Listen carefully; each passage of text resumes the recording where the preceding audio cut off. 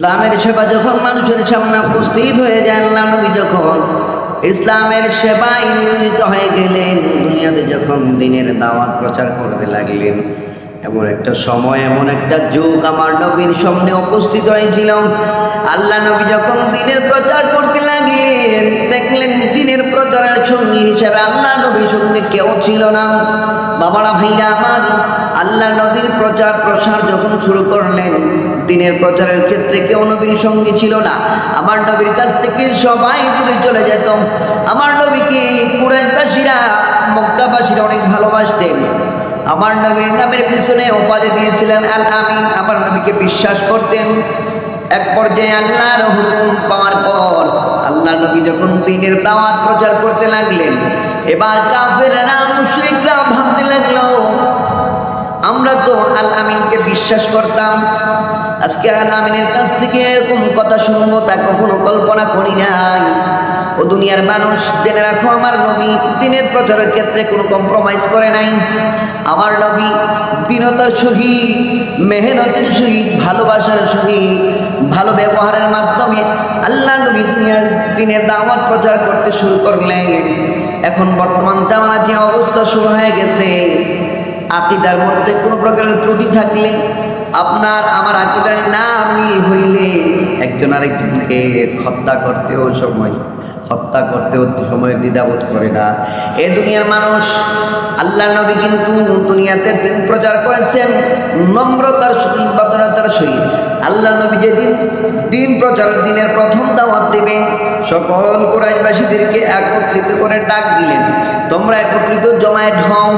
জমায়েত হওয়ার পর আমার নবী ডাক দিয়া বলে, তোমাদেরকে আমি আল্লাহর ওই সত্তার ধর্ম তোমাদের কাছে দাওয়াত দিলাম। তোমরা যেই ধর্ম পালন করতেছো, মূর্তি পূজা করতেছো, সেই মূর্তি পূজা কোনোদিন সঠিক নয়। এই খারাপ অবস্থা থেকে, খারাপ ধর্ম থেকে তোমরা সঠিক ধর্মের দিকে চলে আসো।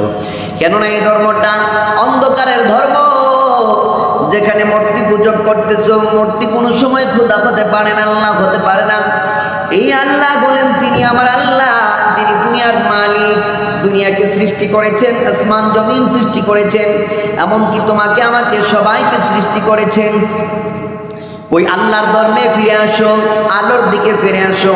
আমার নবী যখন দ্বীনের দাওয়াত দিলেন, তখন কাফেরেরা, মুশরিকরা, কুরাইশবাসীরা ভাবতে লাগলো, এতদিন আমরা কাকে বিশ্বাস করলাম, কাকে বিশ্বাসী উপাধি দিলাম। আমার নবীকে যারা বিশ্বাসী উপাধি দিয়েছে, এবার তাদেরও সন্দেহ লাগতেছে, আমরা কাকে বিশ্বাসী বললাম, কাকে আল আমিন বলে সম্বোধন করলাম। যে আল আমিন আজকে আমাদের লম্বা সফরের ধর্মের কথাগুলাকে অস্বীকার করতেছে, এগুলাকে খারাপ বলে সাব্যস্ত করতেছে। এবার তারা চিন্তা করতে লাগলো, এটা কার কথা শুনতেছি?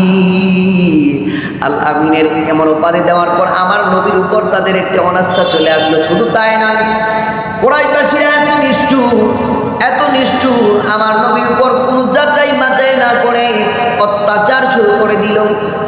কিন্তু ওই বিপদ মুহূর্তে দুইজন আমার নবীর বন্ধু ছিলেন, দুইজন আমার নবীর সাহায্যকারী ছিলেন, সহযোগী ছিলেন। একজন হইল আমার নবীর শ্রেষ্ঠ উম্মত, ইসলামের প্রথম খলিফা হযরত আবু বকর সিদ্দিক রাদিয়াল্লাহু তাআলা আনহু। আরেকজন হইল মহিলাদের মধ্যে হযরত খাদিজাতুল কুবরা রাদিয়াল্লাহু তাআলা আনহা। আল্লাহ নবীর সঙ্গে এই দুইজনই শুধু আল্লাহ নবীর কথাগুলো বিশ্বাস করলো।